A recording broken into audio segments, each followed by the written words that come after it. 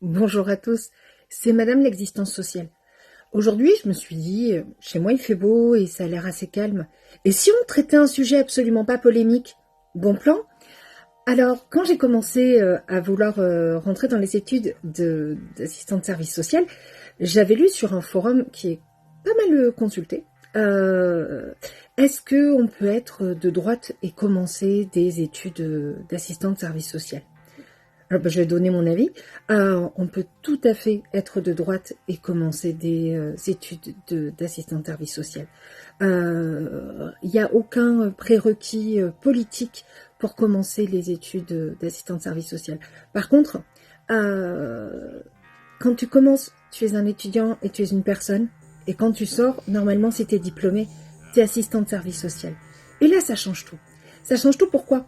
Ça change tout parce que, un petit peu comme sur ma précédente vidéo sur le make-up, il y a certains principes qui vont être les tiens ou qui ne vont pas être les tiens, mais que tu vas devoir endosser dans ta pratique professionnelle tous les jours.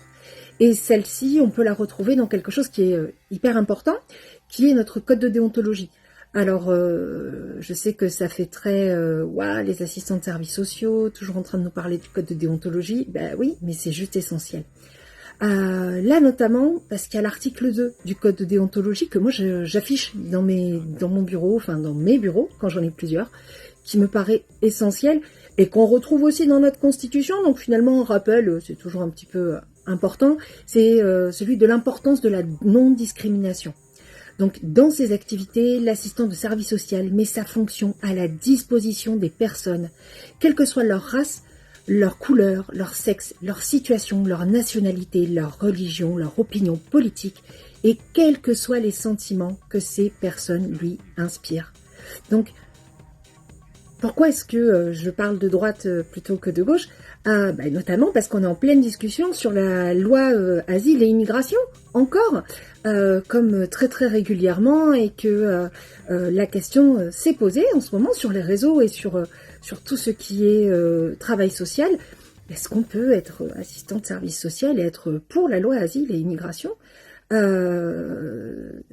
bien, je vais répondre un truc. En tant qu'assistant de service social, non. Ton code de déontologie te l'interdit. En tant que personne, tu fais ce que tu veux. Mais ça n'a pas à transparaître à aucun moment sur ta pratique, sur tes propos ou sur quoi que ce soit qui puisse venir heurter quelqu'un que tu reçois. En tant qu'assistant de service social, on a aussi un devoir qui est celui de la confidentialité, celui du secret pro. C'est-à-dire que la personne en face de toi, elle peut ou pas avoir des papiers. Elle peut ou pas être en situation régulière, irrégulière, à moins qu'il y ait un gros pépin. Ce qui se dit avec la personne et toi reste entre toi et la personne. Et c'est sur ça qu'est basée la relation de confiance.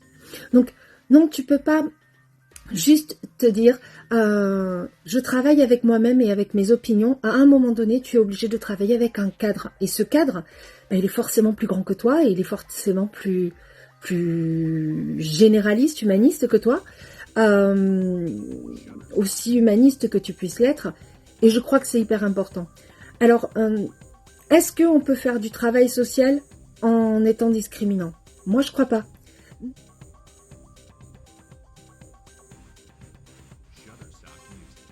Mais je vais faire une autre petite vidéo juste derrière, parce que j'en ai bien envie aujourd'hui, sur est-ce qu'on peut être de droite et faire du travail social. Voilà. À très bientôt.